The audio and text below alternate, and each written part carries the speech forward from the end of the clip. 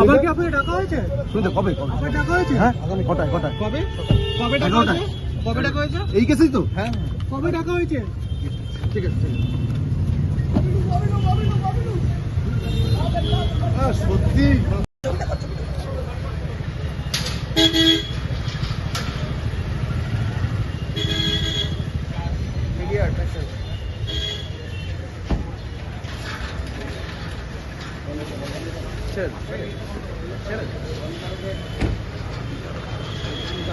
এবং কালকের যে ঘটনা, আমি এটা অত্যন্ত স্পষ্টভাবে বলতে চাই, শুধু রাজ্যের মুখ্যমন্ত্রী শুভেন্দু অধিকারীকে দোষ দিলে হবে না।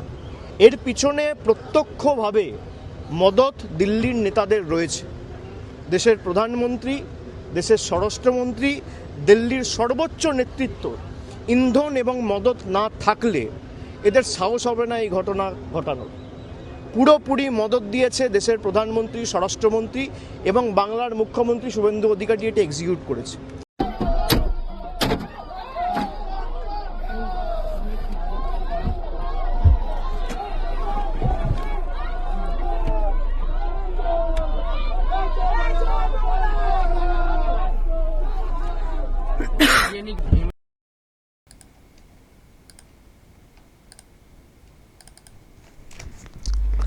দর্শক, আজকে অনেক আগেই এই খবরটা হয়েছে। আমি তো খবর এখন বেশি করছি না, তো রাতের দিকে এলাম একটা ভিডিও অন্তত ছাড়তে। জানেন আপনারা আমি কেন উৎসাহটা হারিয়ে ফেলেছি? যদিও আপনারা বলছেন যে এইভাবে উৎসাহ হারিয়ে ফেললে হবে না, আপনাকে কাজে থাকতে হবে, তো কাজে আছি, এনার্জি সঞ্চয় করার চেষ্টা করছি। আমি এর ব্যাখ্যা দিয়েছি যে কেন উৎসাহ হারিয়ে ফেলছি। কারণ আমরা কোথাও আঘাত পেয়েছি, যেভাবে পরিবর্তনটা দেখতে চেয়েছিলাম ঠিক সেই রকম দেখতে পাচ্ছি না। তবে আমরা চাই যে সরকারটা এসছে সেই সরকার ভরসা আবার তৈরি করবে, আমরা আবার সেই ভরসা নিয়ে মানে থাকতে পারবো। তো যেহেতু কিছু ঘটনা ঘটেছে যেটার ব্যাখ্যা দিয়েছি, ফলে আমরা খানিকটা নিরাশ হচ্ছি নতুন সরকারের চালচলন বা দলের চালচলন নিয়ে। তো সেই জন্য আর কি ঠিক মতো করে খবর আপলোড করছি না, তবে একটা করে করছি আপাতত। তো আজকে আমি যেটা নিয়ে বলতে এলাম, অনেকগুলো ঘটনাই আজকে ঘটেছে। তার মধ্যে আমি এখানে যে দেখালাম পরপর সুমিত রায়, তাকে আজকেও ভবানী ভবনে তলব করা হয়েছিল। তো এসছিলেন, আবার সন্ধ্যাবেলা ছুটি হয়ে গেছে, আবার কাল সকালে ডাকা হয়েছে, আবার হয়তো সন্ধ্যাবেলায় ছুটি হয়ে যাবে। তো এবার উনি অভিষেকের বাড়ি হয়ে আবার কোথা থাকছেন কে জানে। কালকে তো বলেছেন আমি আশপাশেই ছিলাম, যদিও পুলিশ নাকি কোথায় ওই মানে নেপাল ভুটান সীমান্ত পর্যন্ত পৌঁছে গেছিলো সুমিত রায়কে ধরার জন্যে। আমি জানি না পুলিশের ইন্টেলিজেন্স যেটা আছে সেটা কেন এই ক্ষেত্রে কার্যকরী হচ্ছে না। রহস্যের, প্রশ্নের, বা এমন একটা জায়গায় উনি থাকছেন যে পুলিশের রাডারে উনি আসছেন না, পুলিশ ধরতে পারছে না, এটাও হতে পারে। সবই প্রশ্নের, রহস্যের। এখনও তাকে গ্রেপ্তারের বিষয়টা দেখতে পাচ্ছে না। তবে যে কেসে ডাকা হচ্ছে ভবানী ভবনে, সেগুলোতে রক্ষা কবচ বা আগাম জামিন রয়েছে, সেজন্য হয়তো হচ্ছে না। কিন্তু পুলিশ নাকি আরও অনেক সব কেস নথিভুক্ত করেছে, অনেক কেস, যেটা নিয়ে সুমিত রায় আশঙ্কা প্রকাশ করছিলেন যে আমাকে ওই কেসে হয়তো ধরা হতে পারে। এখানে জামিন পেয়েছি বা রক্ষা কবচ, কিন্তু ওই কেসে ধরা হতে পারে, তো আমাকে একটু রক্ষা কবচ দিতে হবে। সেই জন্য কলকাতা হাইকোর্টে গিয়েছিলেন, কিন্তু কলকাতা হাইকোর্টে হিয়ারিং এখনও সেটা নিয়ে হয়নি, দ্রুত হিয়ারিং করার চেষ্টা করেছিলেন। তো তার মানে ওই সব কেসে অ্যারেস্ট করা যায়, কিন্তু পুলিশ এখনও অ্যারেস্ট করছে না। জানি না কোন অঙ্কে হাঁটছে, হয়তো আমাদের মাথা দিয়ে পুরো বিষয়টা বেরিয়ে যাচ্ছে, আমরা হয়তো ধরতে পারছি না, পুলিশ হয়তো কোনো ব্যাপারে হাঁটছে। তো দেখা যাক, আমরা পরে দেখতে পাবো নতুন সরকার কি করতে চাইছে এই সুমিত রায়ের ব্যাপারে। কারণ এই সুমিত রায় সম্পর্কে সরকারের যিনি প্রধান রয়েছেন তাকেও অনেক সময় অনেক উষ্মা প্রকাশ করতে শুনেছি বা দেখেছি। ফলে এখনও আশা রাখছি আর কি যে অ্যাকশান কিছু হবে। যেসব চুরি, দুর্নীতি, জমি জায়গা ইত্যাদি, চাকরি দুর্নীতি এসব বলা হয়েছে, সেসব বিষয়ে কিছু একটা সুরাহা নিশ্চয়ই দেখব। তাই তো, অপেক্ষা করা ছাড়া আমাদের কী বাস। তো ওটা দেখালাম শুরুতে, তারপরে অভিষেকের বক্তব্য শোনালাম। এমন বক্তব্য বলেছেন, এখন শুভেন্দু অধিকারীকে পুরোপুরি এখন দায়ী করছেন না, বলছেন উনি তো জাস্ট এক্সিকিউট করছেন। আসল মানে অঙ্গুলি হেলন্ত হচ্ছে দিল্লি থেকে। তো শুভেন্দু কী করবেন, মানে এই টাইপের বার্তা আর কি অভিষেক ব্যানার্জির। আমি এটা নিয়ে বিস্তারিত ব্যাখ্যাতে যাচ্ছি না, আমি জাস্ট লাইনটা অভিষেকের শুনিয়ে রাখলাম আপনাদেরকে। এই লাইন ধরে অনেকেই অনেক রকম লাইন বের করার চেষ্টা করছেন যে অভিষেক কেন এরকম বলছেন। শুভেন্দুর বিরুদ্ধে ডিরেক্টলি হেড অন কথা বলতেন, এখন শুভেন্দুকে বাইপাস করে কেন্দ্রকে দোষারোপ করছেন শুভেন্দুকে। শুভেন্দু কী করবেন, উনি তো মানে এক্সিকিউট করতে বাধ্য, তল্পি বাহক যেমন আর কি বলে থাকেন সেটাও বলেছেন দেখছিলাম। তো যা হচ্ছে উপরের নির্দেশে, শুভেন্দুর কিছু করার নেই, এটা আর কি অভিষেক বলার চেষ্টা করছেন। কিন্তু এই যে খবরটা যেটা আমি দিয়ে রাখছি, সুপ্রিম নির্দেশে অভিষেক ব্যানার্জি বিদেশ যাচ্ছেন। 3 সপ্তাহের জন্য সুপ্রিম কোর্ট ছাড়পত্র দিয়েছে বিদেশ যাওয়ার। যে অভিষেক ব্যানার্জির বিদেশ যাত্রা নিয়ে অনেক প্রশ্ন তৈরি হয়েছিল, চোখের চিকিৎসা নিয়ে ইত্যাদি নিয়ে, তো সেখানে মানে কলকাতা হাইকোর্ট মামলা খারিজ করে দিয়েছিল, সেই খবর করেছিলাম। কিন্তু সুপ্রিম কোর্টে উনি ফের ছুটেছিলেন। তো সুপ্রিম কোর্ট নাকি এইসব বলেছে আর কি। অভিষেকের বিদেশ যাত্রায় সাই সুপ্রিম কোর্টের মামলা রয়েছে বলেই চিকিৎসা করাতে যেতে বাধা দেওয়া যায় না, এটা মানে বিচারপতি বলেছেন সুপ্রিম কোর্টের, যে মামলা রয়েছে বলেই চিকিৎসা করাতে যেতে বাধা দেওয়া যায় না। নিচে লেখা, বিদেশে যেতে চেয়ে কলকাতা হাইকোর্টে যে মামলা করেছিলেন অভিষেক, তা খারিজ হয়ে যায়। তারপরই 7 আগস্ট সুপ্রিম কোর্টে দ্বারস্থ হন ডায়মন্ড হারবারের সাংসদ। এবং দেখেছিলেন আপনারা কেস, মানে প্রথমে যখন উনি গিয়েছিলেন সুপ্রিম কোর্টে, মামলাকে কলকাতা হাইকোর্টে ফেরত পাঠানো হয়। কলকাতা হাইকোর্টের যিনি বিচারপতি রয়েছেন সৌগত ভট্টাচার্য, তিনি বলেছিলেন যে হ্যাঁ আমি খুব দ্রুত শুনানির ব্যবস্থা করেছিলেন ওই মামলাটা নিয়ে। তো তারপরে যেটা বলা হয়েছিল যে রাজ্য সরকার আপত্তি করছিল, তখন বিচারপতি বলেছিলেন যে এসএসকেএমে যান, ওখানকার কি মানে মেডিকেল বোর্ড কি বলছে, আপনার চোখের চিকিৎসা এখানে হবে কি হবে না সেটা অন্তত ওখান থেকে একটা রিয়াকশন নিয়ে আসুন। যদি বলা হয় ওখান থেকে যে না এখানে চিকিৎসা করার পরিকাঠামো নেই, তখন আপনার দাবি বিবেচ্য হবে। তো অভিষেক বলেছেন যে আমি যাব না, মানে ওনার আইনজীবী বলেছেন যে আমার ক্লায়েন্ট যাবেন না এসএসকেএমে। তো যখন যাবেন না বলছে, তাহলে মামলা খারিজ করে দেওয়া হয়েছিল। কিন্তু ওনাদের ভাবনাই ছিল যে এখানে খারিজ হোক, সুপ্রিম কোর্টে ফের যাব, এটা আমার মৌলিক অধিকারের মধ্যে পড়ে বা কিছু। তো গেছিলেন, তো এখন সুপ্রিম কোর্ট সাই দিয়ে দিয়েছে বিদেশ যাত্রাতে 3 সপ্তাহ এরকম। ফলে ছাড়পত্র কিন্তু অভিষেক পেয়ে গেলেন। ফলে অভিষেক ছাড়পত্র যখন একদিকে পাচ্ছেন, তখন অবশ্যই অন্যদিকে রাজ্য সরকারের কাছে একটা বড় ধাক্কা। অভিষেককে আটকানোর জন্য, বিদেশ যাত্রা আটকানোর জন্য অনেক চেষ্টা করছিল রাজ্য সরকার, কিন্তু শেষমেশ পারল না, অভিষেকে যেতে দেওয়া হবে না, গেলে তদন্তে সমস্যা হবে, অনেকগুলো মামলা চলছে বলে ইত্যাদি বলা হচ্ছিল। কিন্তু আবার সেই ধাক্কা খেয়ে গেল সুপ্রিম কোর্টে। আমি দর্শক এটা নিয়ে কয়েকটা কথা বলতে চাই। ধাক্কা খেয়েছে, শুধু যে এটা দিয়ে ধাক্কা খেলো প্রথম এটা না, এই মানে 3 মাসের তো বয়স সরকারটির, তার মধ্যে অনেকগুলো ক্ষেত্রে কিন্তু ধাক্কা রাজ্য সরকার খেলো। রক্ষা কবচ দেওয়ার ক্ষেত্রে বাধা দেওয়ার চেষ্টা করেছে রাজ্য সরকার, রক্ষা কবচ পেয়েছেন অভিষেক। আগাম জামিনের বিষয়টাও হয়েছে, সেখানেও মানে ধাক্কাই বলবো। ওনার পিএ যিনি আছেন সুমিত রায়, তাকেও তো ধরার জন্য কত কী করলো। সুমিত রায় 2টি কেসে রক্ষা কবচ পেয়েছেন, মানে একটা রক্ষা কবচ আর একটাতে আগাম জামিন পেয়েছেন। ফলে সেটাও কিন্তু রাজ্য সরকার আটকাতে পারেনি। ধাক্কা আরও কিছু ক্ষেত্রে দেখছি মিটিং মিছিল করার ব্যাপারে আপত্তি তোলা, কিন্তু হাইকোর্টে যখন যাচ্ছে সেই পক্ষ, সেখান থেকে অর্ডার নিয়ে চলে আসছে। ফলে পুলিশ অ্যালাউ করছে না, হাইকোর্ট অনুমতি দিয়ে দিচ্ছে। ফলে পুলিশ যে গ্রাউন্ডে অ্যালাউ করছে না, হাইকোর্টে গিয়ে যখন অনুমতি বের করে নিয়ে চলে আসছে, তার মানে সেগুলো রাজ্য সরকারের কাছে ধাক্কা, পুলিশের কাছে ধাক্কা, মানে নতুন সরকারের কাছে ধাক্কা। আমি ধাক্কা নিয়ে একটা কথা বলতে চাই। নতুন একটা সরকার এসছে, আগের সরকার নানানভাবে আপত্তি করতো, নানান সব অবৈধ কাজকর্ম করতো, নানান সব অবৈধ আবদার করতো, আর হাইকোর্ট সুপ্রিম কোর্টে গিয়ে ধাক্কা খেত। আমরা বলতাম এই সরকার দুবেলা চড়থাপ্পড় খায়, কলকাতা হাইকোর্টে বা সুপ্রিম কোর্টে দুবেলা চড়থাপ্পড় খায়। এমন সব কাজকর্ম করে, যখনই এটাকে চ্যালেঞ্জ করে কোনো পক্ষ হাইকোর্ট বা সুপ্রিম কোর্টে যায়, তখন রাজ্য সরকার ধাক্কা খেয়ে চলে আসে। নির্লজ্জ বলেছি না আমরা কত কথা এটা নিয়ে বলেছি, এই জন্যই কারণ সত্যি হতো তো, এবেলা ধাক্কা খেতো, এমন সব অবস্থান নিত, এমন সব কিছু করতো। হাইকোর্টে গেলেই একটা মানে যাদের বিরুদ্ধে ওনারা করতেন তারা সুরাহা পেয়ে যেতেন, আর চিৎপটাং হয়ে যেত রাজ্য সরকার। তো সেসব নিয়ে অনেক কথা বলছি আমরা, কিন্তু সেই সরকার কবে এরকম অবস্থায় চলে এসেছিল? 15টা বছর থাকার পরে রাজ্য সরকারের এইসব বিষয়ে প্রশ্ন উঠতো এবং হাইকোর্টের বিচারপতিরা অনেক রকম উষ্মা প্রকাশ করতেন।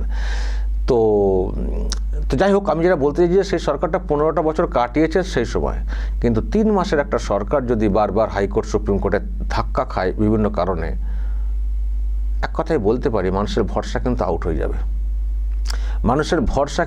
হয়ে যাবে। আর যাদেরকে দমন করার জন্য করার চেষ্টা করছে তারা আরও উৎসাহিত হবে, আর তারা উৎসাহিত হলে মানে এই যে পরিবর্তন এসছে, মানে যাদেরকে হারিয়ে তারা যদি আবার উৎসাহিত হয় তাহলে মানুষের মধ্যে ফের ভয় ইন করতে আরম্ভ করবে, কিন্তু ভরসা আউট হয়ে গিয়ে। আমার যেটা বলার, রাজ্য সরকার নতুনভাবে এসছে, মানে পরিবর্তন এসছে, রাজ্য সরকার এমনভাবে চলুক যেন চড়-থাপ্পড় আদালতে না খায়। যত রাজ্য সরকার চড়-থাপ্পড় খাবে আদালতে, সাধারণ মানুষের ভরসা আউট হবে, আর অন্য পক্ষ তো উৎসাহিত হবেই, আর সেই সঙ্গে আদালতের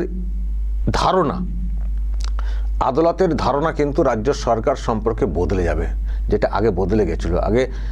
আগেকার সরকার সম্পর্কে আদালতের এমন একটা ধারণা হয়ে গেছিল যে এই সরকারটা মানে সব অবৈধ কাজকর্ম করে।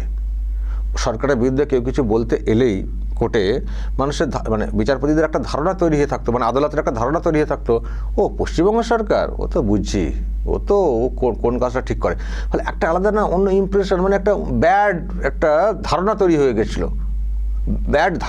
গেছিলো মানে ন্যায়ালয় বা বিচারালয়ের এতে।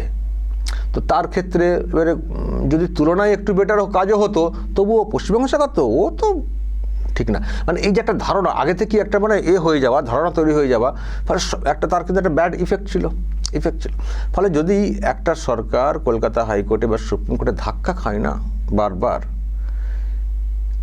এর অনেক নেগেটিভ বিষয় চলে আসবে সরকারের ব্যাপারে, ফলে সরকার পরিচালনা করতে, চালাতে, এগিয়ে নিয়ে যেতে সমস্যা হবে। সেই জন্য যেটা বলার, আমরা তো চাই না এই সরকারটা চড়-থাপ্পড় খাক হাইকোর্টে বা সুপ্রিম কোর্টে, বা এই সরকার সম্পর্কে মানুষের ধারণা পাল্টে যাক, ওই অবৈধ কাজকর্ম করে সেই জন্য ধাক্কা খায়, বা অহেতুক জোর জুলুম করে, অহেতুক একটা অংশকে দমিয়ে রাখার চেষ্টা করে নিয়মের বাইরে গিয়ে, মানে এই রকম ধারণা তৈরি হয়ে যাক নতুন সরকারের প্রতি। তো আমরা চাই না, কারণ এই সরকারটাকে আমি যতই সমালোচনা করি, আমি 3 দিন ধরে বলছি, নানান বিষয়ে আলোচনা করছি, কারণ আমার মনে হয়েছে যেগুলো করা উচিত। কারণ ওই সরকার যে ভাবনা নিয়ে চলার চেষ্টা করছে বা যারা চালাচ্ছেন তাদের মধ্যে কোথাও ভ্রান্ত কিছু একটা ঘটছে।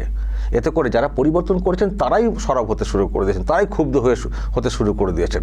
তো পরিবর্তনপন্থীরা যদি ক্ষুব্ধ হয়ে যান, তো সরকারটা কাদের উপরে ভরসা করে চলবে? শুধু কি ওই কর্পোরেট আকারে চলবে, মানুষ থাকবেন না সরকার চলবে? এত সহজ? মানুষ পাশে থাকবে না সরকার চলতে পারবে? তো বিভিন্ন ক্ষেত্রে যদি ক্ষোভ বিক্ষোভে নেমে যায় সাধারণ মানুষ, সরকার চলবে কি করে? ফলে এত কষ্ট করে পরিবর্তন, আমরা চাই এই সরকারটা ঠিক পথে চলুক, ঠিক মতো করে চলুক। সেজন্য কিছু সাজেশন। আমার কথা বলা মানে এই না যে আমি সরকারের বিরুদ্ধে রেড়ে করে উঠছি, না, সরকারকে শুধরানোর চেষ্টা করছি। আমার যতটুকু মত, সরকার শুধরাবে কি শুধরাবে না সেটা তাদের বিষয়। আমার অত ক্ষমতা নেই যাকে আমরা জোর করে কিছু করব। আমরা কি করি, আমরা মানুষের সঙ্গে, মানুষের ব্যাপারে, মানুষের ধারণাগুলো একটু তুলে ধরার চেষ্টা করি। কেউ কিছু বললে আর একটা এটা বুঝি যে আমাদের বক্তব্যে একটা জনমত তৈরি হয়। তো সরকারকেও বুঝতে হবে যে আমরা যে কথাগুলো বলছি মানুষ কীভাবে রিয়াক্ট করছেন, মানুষ কী কমেন্ট করছেন। সুতরাং আমাদেরকে শুধরানো, মানে আমাদের শুধরানো উচিত কি উচিত না সেটা সরকার ভাববে, কিন্তু আমরা জোর করতে পারি না। তবে আমি কালকেই বলেছি, আগের দিনে বলেছি, আমাদের একটা আক্ষেপের জায়গা থাকবে যে এত করলাম, মানে এত চেষ্টা করে পরিবর্তন এলো, তারপরে এত কিছু বললাম, শুনলো না, দেখো সরকারটার কী হাল। যখন মানুষ সবাই গর্জে উঠবেন, সরকার তো ভালো করে তো চলবে না, তো তখন আমাদের আক্ষেপ হবে এটা ভেবে ব্যর্থ। সেই জন্য আমাদের কাজ সাবধান করা, সতর্ক করা। মানুষের কথা শুনছি যা চারিদিক থেকে, আপনারা ওনাকে কমেন্টে বলছেন, সেখান থেকে আমার মনে হয়েছে যে এগুলোকে একটু শুধরানো উচিত। সরকার যাতে ঠিক মতো করে চলে, যিনি আছেন দায়িত্বে তিনিও যাতে সব কিছু ভেবেচিন্তে করেন, যাতে করে হাস্যকর অবস্থায় না চলে আসে। তাহলে ভরসা আউট হয়ে যাবে, মানুষ আবার নানানভাবে সমস্যাতেও পড়বেন, আর মানুষের মনে অন্য রকমের রিয়াকশন হবে। ফলে আমরা চাই সরকারটা ভালো করে চলুক। তাই সরকার যে কোনো সিদ্ধান্ত নেবে একটু ভেবে চিনতে, একটু ভেবে চিন্তে সরকারকে সিদ্ধান্ত নিতে হবে, যেন ওই একদিন দুদিন ছাড়া ওই রকম খবর না আসে মিডিয়াতে আজ আবার ধাক্কা খেলো রাজ্য সরকার, আবার মুখ থুবড়ে পড়লো রাজ্য সরকার, মুখ থুবড়ে পড়লেন মুখ্যমন্ত্রী। এই কথা যদি মিডিয়াতে লাগাতার আসতে থাকে না, সরকারের হাল খারাপ হয়ে যাবে। সেই জন্য বলছি, আমরা চাই না, আমরা মোটেও চাই না, আমরা সরকারকে এখনও সময় দিতে চাই। 3 মাসটা বিরাট সময় না। আমরা বুঝছি যে 3 মাসে একটা অ্যান্টি হাওয়া চলে এসছে। আমরা চাই এটা পজিটিভ আকারে নিয়ে আসুক বর্তমান সরকার, আর নিয়ে আসুক কেন্দ্র। ভোটের সময় তো অনেক কিছু বলেছিল, এই দেবো সেই দেবো, কি দিচ্ছে, কেন দিচ্ছে না? ডাবল ইঞ্জিন সরকারের স্বপ্ন আমরা তো দেখেছিলাম, ডাবল ইঞ্জিন সরকার এলে অনেক কাজ হবে। আমরা তো সে আশায় বসে আছি। ডাবল ইঞ্জিন সরকার এলে বিরাট বিনিয়োগ হবে, শিল্প হবে, বলেছিল না? আমরা শুরুর দিক থেকেও সত্যি একটা হিসেব দেখছিলাম, হিসেব দেওয়া হচ্ছিল, সেগুলো প্রচারেও আনছিলাম, ভালো লাগছিল শুনতে, সত্যি এত বিনিয়োগ আসছে, শুনতে ভালো লাগছিল। তো এখন পর্যন্ত আমরা তার বাস্তবায়ন কি দেখলাম? একটা জাঙ্গিয়া কারখানার, মানে গেঞ্জি জাঙ্গিয়া কারখানার একটা কি শিলান্যাস, একটা ইউনিট বৃদ্ধি, আর দই, আর একটা শ্যাম স্টিল না কি একটা দেখছিলাম, বাদ বাকি কোথায়? আর এখনও দেখছি টাটার গল্প চলছে, টাটার সঙ্গে কথা হচ্ছে। আর একটা কথা যদি ফাইনাল হয় তবেই বলবেন মানুষকে, ফালতু কথা বলতে যাবে না, হাস্যকর হয়ে যাচ্ছে পুরো বিষয়টা। আমি মিডিয়াতে রোজই শুনছি, অমুক মন্ত্রী বললেন টাটার সঙ্গে কথা চলছে, তমক মন্ত্রী বলছেন টাটার সঙ্গে কথা চলছে। কথাই যদি চলে তো কেনই বা বলছেন? কথা কংক্রিট হবে তবে বলবেন। এই যে আপনারা বলে দেন অমুক তমক হ্যান কারেঙ্গা ত্যান কারেঙ্গা, হচ্ছে না, মানুষ তো এবার হয়ে যাচ্ছেন না। যেটা করতে পারবেন সেটা বলবেন, না করতে পারলে বলবেন না। এত কথা আপনারা অলরেডি বলে ফেলেছেন, তার বাস্তব ভিত্তি পাওয়া যাচ্ছে না, ফলে মানুষ কিন্তু নিরাশ হয়ে যাচ্ছেন। ফলে টাটা ফিরে আসুক আমরাও চাইবো, সে যেখানে হোক, সিঙ্গুর হোক বা কোথাও। তো রোজ গল্প কেন ছড়াচ্ছেন? কিছু মিডিয়া তো রোজ খবর করছে, এবার মানুষের মনে বিরক্তি আসছে যে ধর রোজ এক কথা, টাটা আর আসতে, টাটাকে আনতে আর কতদিন লাগবে? তো যদি আসে ভালো, আলোচনা ভালো করে নিন, বেশি প্রকাশ্যে এইসব নিয়ে হইচই করবেন না, আগে থেকে হাস্যকর হয়ে যাচ্ছে। তো আমি যেটা বলছি আর কি, যেটা বলবেন সেটা যেন থাকে। আজকে একটা বিষয় ঘটেছে, সবাই তাকিয়েছিলেন আজকে মিডিয়াতে, কারণ মুখ্যমন্ত্রী 2 দিন আগে একটা ঘোষণা করেছিলেন। আজকের কথা, আজকে 10 তারিখ তো, যে আজকে আমরা একটা প্রেস মিট করবো। সেই প্রেস মিটে অন্নপূর্ণা যোজনার ব্যাপারে বলবো। 17 তারিখ থেকে তো অ্যাকাউন্টে দেওয়া হবে, আর আমরা এই বিষয়ে কারা পাবেন না আমরা বিস্তারিত বলবো বলেছিলেন না মুখ্যমন্ত্রী? দেখা গেল কিছুই হয়নি, না প্রেস মিট হয়েছে, না কিছু বলা হয়েছে ওই বিষয়ে। অন্নপূর্ণা যোজনা এখন বিরাট একটা মানে সবাই তাকিয়ে আছেন ওই দিকটাতে, এমন সব ডবল দেবেন বলে অফার করেছিলেন।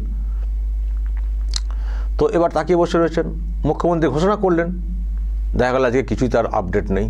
মানুষ আবার বিভ্রান্ত হয়ে পড়ছেন, কি হলো তাহলে কি এখনো সিদ্ধান্ত নিয়ে উঠতে পারেনি, নাকি কালকে বলবে? তো যাই হোক, একটা বিভ্রান্তি তো তৈরি হলো। তাহলে আমি যদি করতে না পারি প্রেস মিট, আমি কেন আগাম বলবো? আমি যেদিন করতে পারবো সেদিনই বলবো। এই আগাম বলা আর না মেলানো, এতে একটা বিস্তর ফারাক তৈরি হচ্ছে, ফলে সমস্যা তৈরি হচ্ছে, মানুষের মধ্যে বিভ্রান্তি তৈরি হচ্ছে, সেখান থেকে ক্ষোভ তৈরি হচ্ছে। তো ফলে এগুলো একটু ঠিকঠাক করতে হবে। আবেগ দিয়ে, আমি একটা কথা বলতে পারি, আবেগ দিয়ে ভোটে জেতা যায়, আবেগ দিয়ে পলিটিক্স করা যায়, আবেগ দিয়ে বিশেষ করে বিরোধী পলিটিক্স করা যায়, এবং সেটা করে ভোটে জেতা যায়। সরকার কিন্তু আবেগ দিয়ে চলে না, সরকার তাকে চলতে হবে বাস্তবায়নের মাধ্যমে। বিরোধী পলিটিক্স বা এমনি পলিটিক্স, ভোট ক্যাম্পেন আবেগ দিয়ে সেন্সেশন তৈরি করতে পারেন, বিভিন্ন কথা বলে, বিভিন্ন সেন্টিমেন্ট তৈরি করে। কিন্তু সরকার আবেগ দিয়ে চলে না, সরকার চলে তার কাজের মাধ্যমে। আমি যেটা বলতে রয়ে গেলাম, যেটা গ্রামের মানুষ বলছেন যে ডাবল ইঞ্জিন সরকার নাকি সব অনেক হেল্প করবে। তো রাস্তাঘাটের যা হাল হয়ে গেছে গ্রামগঞ্জের, তো কেন সেখানে যদি এই রাজ্য সরকারের যদি পয়সা কড়ি না থাকে, কেন কোনো একটা স্কিম তৈরি করে, কোনো একটা কারণ দেখিয়ে, জানি স্কিম ছাড়া দিতে পারেন না কেন্দ্রীয় সরকার, তো কিছু রাস্তা বের করে একটা দিক না, প্যাকেজ কিছু একটা বের করুক, তার উপায় বের করুক। গ্রামগঞ্জের রাস্তাঘাটের যা হাল রয়েছে, আরে ভিতরে কি করছেন না করছেন, কতটা করবেন, সেটা তো সব মানুষ দেখতে পান না। তো মানুষকে শান্ত রাখতে গেলে মানুষকে দেখানোর মতো কিছু কাজ তো করতে হবে। তো সেটা দেখানোর সহজ উপায় হচ্ছে রাস্তাঘাটগুলোকে ঠিক করে করা। রাস্তাঘাটগুলো এই বর্ষার সময় একটু ফুল দামে কাজ করা, মানুষ দেখবেন না কাজ হচ্ছে। ভিতরে ভিতরে কী পলিসি ঠিক করছেন, অমুক পলিসি তমক পলিসি, এই পলিসি সেই পলিসি, সব গল্প শুনছি আমরা, সব থিওরি। সে কথা মানুষ অর্ধেক বোঝেন অর্ধেক বোঝেন না, মানুষ দেখতে চান। তো দেখার জন্য সহজ উপায় হচ্ছে এই মুহূর্তে খুব জরুরি যেটা, সেটা হচ্ছে রাস্তাঘাট সংস্কার করা, নির্মাণ করা। যদি গোটা রাজ্য জুড়ে হতো না, যে ক্ষোভ এখন তৈরি হচ্ছে অন্যান্য কারণে, সেই ক্ষোভটাও কিন্তু অনেকটাই প্রশমিত হয়ে যেত। মানুষ দেখতে পাচ্ছে না কোনো কাজকর্ম, ভাবছেন যে কী হলো রে ভাই, ডাবল ইঞ্জিন সরকার কিছু করছে না। আগের সরকার তো নতুন করে এসে তো বিরাট কাজ করেছিল শুরুর দিকটাতে, পরে লুটপাট কাটমানি এদিকে ঝোঁক বাড়িয়েছিল, সেই জন্য মানুষের ক্ষোভ তৈরি হয়েছিল। কিন্তু শুরুতে কাজটা তো হয়েছিল। কিন্তু 3 মাসের সরকার এসে গেছে, শুধু বক্তব্য শোনা গেছে, ভাষণ শোনা গেছে, হুঙ্কার শোনা গেছে, হুঁশিয়ারি শোনা গেছে, কিন্তু বাস্তবের মাটিতে দাঁড়িয়ে কাজ হচ্ছে সেটা দেখার মতো কিছু পাওয়া যাচ্ছে না। কয়েকটা বিষয় ছাড়া, একেবারে শূন্য বলবো না, কয়েকটা বিষয় ছাড়া। তাহলে এই পলিসি চেঞ্জ করতে হবে, মানুষকে নিয়ে তো চলা। আপনারা তো কর্পোরেট কোম্পানি না, বিজ্ঞাপন দিয়ে দেবেন টিভির পর্দায়, এই পর্দায়, তারপরে প্রোডাক্ট বিক্রি হয়ে যাবে। মানুষকে নিয়ে চলা। এখনও তো আমরা বৃহত্তর স্বার্থে বলে অনেক কথা বলছি, কিন্তু মানুষ তো এগুলো নিচ্ছেন না। ফলে মানুষকে নিয়ে তো চলতে হবে। ওই কালীঘাট টিএমসি থেকে ভেঙে আসা লোকজনদেরকে নিয়ে তো আপনাদের পার্মানেন্ট সলিউশন হতে পারে না, মানে ওর জন্য আপনাদের দুর্নাম হচ্ছে, ইমেজ নষ্ট হচ্ছে ওদের জন্যে। তো যাই হোক, তো মানুষকে নিয়ে যখন চলতে হবে, মানুষ কি চাইছেন সেটাও ভেবে চলতে হবে। আজকে অভিষেকের বিদেশ যাত্রাতে কি আপত্তি? অভিষেক তো এতদিন 3 মাস তো বাংলাতে আছেন, তার জন্য তার সম্পর্কে যেসব কথা বলা হতো তার কী সুরাহা, কী ব্যবস্থা হয়েছে? তাকে এই যে এতদিন উনি বসে রয়েছেন, কদিন ডাকা হয়েছে? আজকে না হয় বিদেশ যাত্রার অনুমতি পাচ্ছেন, বা তার নাকি রক্ষা কবচ এসেছিল, তো ডাকা হয়েছে কোথায়? এই যে সুমিত রায়কে সকালে ডাকা হচ্ছে, সন্ধ্যায় ছুটি দেওয়া হচ্ছে। উনি যে এতবার যাতায়াত করছেন, এ তো ওনার পক্ষে বিষয়টা চলে যাচ্ছে। এরপর যখন উনি পরবর্তী কোনো কেসে রক্ষা কবচ চাইতে যাবেন, নিশ্চয়ই কোর্টকে উনি বলবেন যে আমি, বা ওনার আইনজীবী বলবেন, দেখুন আমার ক্লায়েন্ট রোজ যেতেন, তো আমরা তদন্তে কোঅপারেট করি। তো ধরুন এরপরে কোনো দিন এলেন না, তো কী বলবে কোর্টে গিয়ে এরা, পুলিশ পক্ষ? কারণ সেখানে উল্টো দিকতে বলা হবে, আরে আমার ক্লায়েন্ট তো রোজ সকাল সন্ধে। আর একজন মানুষকে রোজ সকাল সন্ধে, মানে সকাল ডাকা হচ্ছে, সন্ধে ছেড়ে দেওয়া হচ্ছে, টানা 4 দিন 5 দিন একটা মানুষ যদি যান, তো এটা দেখলে কোর্টের কি ধারণা তৈরি হবে? তার মানে একটা পলিটিক্যাল প্রতিহিংসা। রোজ ডাকা হচ্ছে, রোজ ছেড়ে দেওয়া হচ্ছে, যেহেতু ধরে রাখতে পারবে না ভবানী ভবন, কারণ রক্ষা কবচ জামিন আছে। কিন্তু অন্য কেসে ধরতে পারে, কোর্ট থেকে এই ভবানী ভবন থেকে বেরোলেই ধরার সুযোগ থাকতে আছে। কারণ উনি নিজে যেহেতু আশঙ্কা থেকে কোর্টে গেছিলেন, সেখান থেকে বুঝতে পেরেছিলাম যে উনি আশঙ্কা করছেন যে আমাকে বাইরে বেরোলে হয়তো পুলিশ ধরে নেবে, ওই কেসে ধরবে না, অন্য কেসে ধরতে পারে। কিন্তু ধরছে না। আবার বলছে আমি জানি না, হয়তো অন্য কোনো অঙ্কে এগোচ্ছে। দর্শক যদি আপনাদের কোনো অঙ্ক জানা থাকে বলবেন। কিন্তু এগুলো ওদের পক্ষে ভালো হয়ে যাচ্ছে, মানে ওনারা এস্টাবলিশ করতে পারবেন এরপর থেকে কোর্টে যে আমরা তো রোজ যেতাম, বলুন তো রোজ যাবো, এরপরও যেতে পারি। সুতরাং হুজুর বুঝতে পারছেন কীরকম পলিটিক্যাল প্রতিহিংসা হচ্ছে, আমাকে রক্ষা কবচ দিন।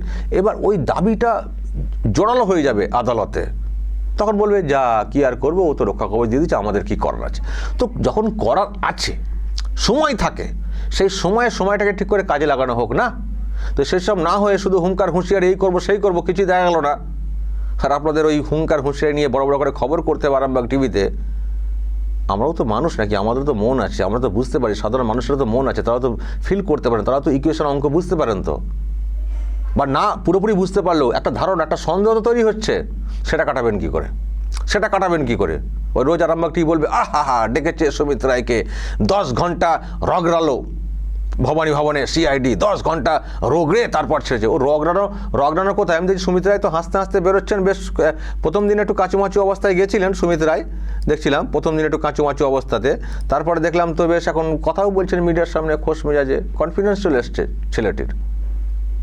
তো টাইমে অ্যাকশান নিতে হবে যদি অ্যাকশান নেওয়ার থাকে, না হলে ফালতু ওই ন্যারেটিভ তৈরি করা বা একটু লোক দেখানো, এটা করতে যাবেন না। এতে সরকার পক্ষ হাস্যকর হয়ে যাচ্ছে। আমার এটা বক্তব্য, যদি নেওয়ার থাকে অ্যাকশান নিন, নাহলে এমন বলবেন আর কাজের কাজ দেখতে পাওয়া যাবে না, ওইদিকে রক্ষা কবচ হয়ে যাবে, বা ধরলে আর ধরার সুযোগ থাকবে না। আলটিমেট হাস্যকর হয়ে যাচ্ছে, সরকার পক্ষ হাস্যকর হয়ে যাচ্ছে। ওই দুটো একটা চোর স্লোগান দিয়ে কিছু লাভ নেই। মানুষের চোর স্লোগান শুনতে চান না। যে মানুষকে চোর দেখে বলা হচ্ছে, মানুষকে বলছেন যে হ্যাঁ চোর বলবেন তো কী বলবেন? তো যখন জানেন উনি চোর, তো চোরকে ধরবেন না, এখন তো ক্ষমতায় চলে এসছেন আপনারা। ফলে এইগুলো না হাস্যকর পরিস্থিতিতে চলে যাচ্ছে। হাস্যকর যেন না হয় এই সরকারটা, সেটা আমরা চাইছি। যে বা যার অঙ্গুলি হেলনে যদি করে থাকেন, যেটা অভিষেক বলছেন, কারো অঙ্গুলি হেলনে হোক বা যাই হোক, যেটা হচ্ছে ভালো হচ্ছে না বাংলার মানুষের কাছে ইমেজকে ধরে রাখার ক্ষেত্রে, এটুকু বলতে পারি। ফলে এই সরকারকে আমরা চাই শুধরে ঠিকমতো করে চলুক, যেটা করতে পারবে সেটা করুক, যিনি অন্যায় করেছেন তার বিরুদ্ধে ব্যবস্থা হোক, নো পলিটিক্যাল প্রতিহিংসা, আর মানুষকে কোর্টে যেতে বাধ্য না করা। যেটা কোর্টে গিয়ে টিকবে না, কেন মানুষকে কোর্টে যেতে বাধ্য করছেন? তার জায়গায় তাদেরকে পারমিশন দিয়ে দিন, যা পারমিশন লাগে, যখন আপনারা কোর্টে গিয়ে পারছেন না। নাহলে দুবেলা যদি এইরকম কোর্টে গিয়ে চট থাপ্পড় খান, তাহলে দেখবেন, আবারও বলছি, আগে সরকার সম্পর্কে মানুষের যে ধারণা তৈরি হয়ে যাচ্ছিল যে এরা অনিয়মে মানে অবৈধভাবে চলার চেষ্টা করে, এরা ঠিকমতো করে চলে না, নিয়ম মেনে চলে না, সেই জন্যই হাইকোর্টে ধাক্কা খায়। তা এরাও সেই ডেসপারেট একটা ওই রকম টাইপের একটা সরকার, ধারণা পাল্টে যাবে। আমরা এখনও পূর্ণ আস্থা রেখে বলতে চাই, এই সরকার, নতুন সরকার, পরিবর্তিত সরকার যে স্বপ্ন মানুষকে দেখিয়েছে, সেই স্বপ্ন পূরণ করুক, কাজকর্ম বিরাট করে করুক। ওই বেশি সুরসুরি সেন্টিমেন্ট দিয়ে কিছু লাভ নেই, ও ভোটের সময় দেখা যাবে। এখন কিন্তু মানুষ কাজ দেখতে চাই, সরকারের কাজটা করুক, আর যার বিরুদ্ধে ব্যবস্থা নেওয়াটা দরকার, জরুরি, কাউকে হ্যারাস করার জন্য না, সেই কাজটা দ্রুত করুক। ফালতু ন্যারেটিভ, ফালতু ব্যাখ্যা এবং এই হুমকি এইসব করছেন, এতে লাভ হচ্ছে না। যত করছেন তত আপনাদের টিআরপি নামছে বা আপনাদের প্রতি আস্থা কমছে এবং হাস্যকর জায়গায় চলে যাচ্ছে। দর্শক বলবেন যদি আপনাদের কিছু বলার থাকে, যা বলার বলবেন এবং নজর রাখবেন আরামবাগ টিভিতে।